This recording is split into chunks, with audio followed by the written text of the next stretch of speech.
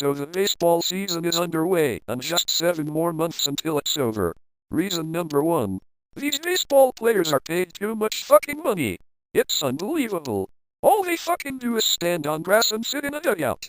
The only player that actually does something every play is the pitcher, and he needs to rest for 3 or 4 days after his game. If it were up to me, the MLB teams would have a strict salary cap and these players would only receive the pay they deserve. If you think spending $200 million on some fat lazy prick for 10 years isn't a complete waste of money, there's something wrong with you. Go to your favorite Seawall team's website, go to their contact form and ask for a house and tell them why your job is more productive than just standing on some fucking grass. So many players don't even play for the love of the game anymore. They decide they want to become a baseball player so they can make so much money doing fucking nothing. What a disgrace. Reason number 2. The regular season is so damn long and the postseason is too damn short. 162 games. 160 friggin' 2. There is absolutely nothing the MLB has to offer for fans to show up at the stadium all year round. And of course it's boring.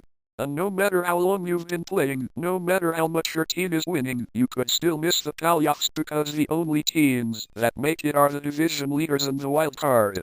I know that there could be new rules next season to add the number of teams up to 10, but 10? Really? Make it 12.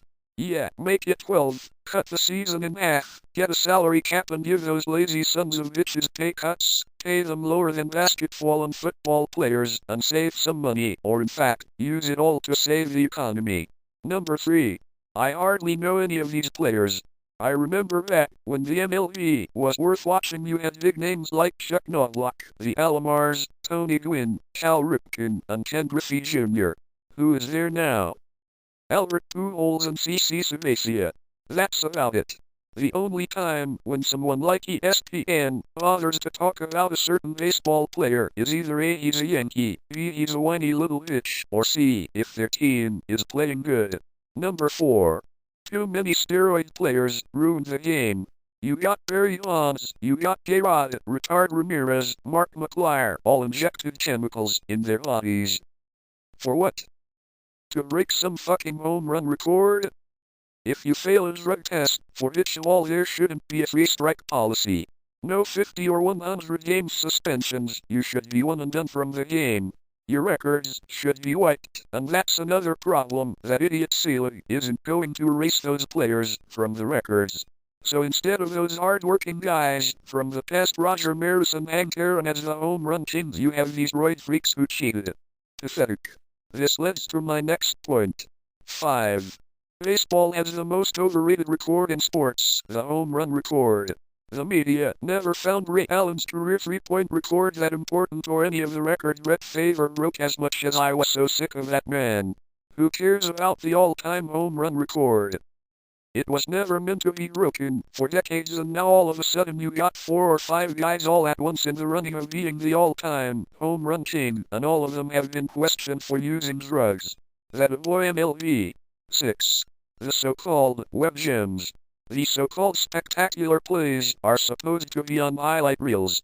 You know what happens? Either a fielder picks up a ball and throws it to first, or he has to get off his couch in center field to catch a pop fly. And ESPN inclines to tell us that these kinds of plays are better than buzzer-beating 3-pointers and 90-yard touchdowns. They're just outs, for crying out loud. Come on. 7. So many attention wars. You got Manny Ramoran, who runs 3 miles per hour and uses steroids.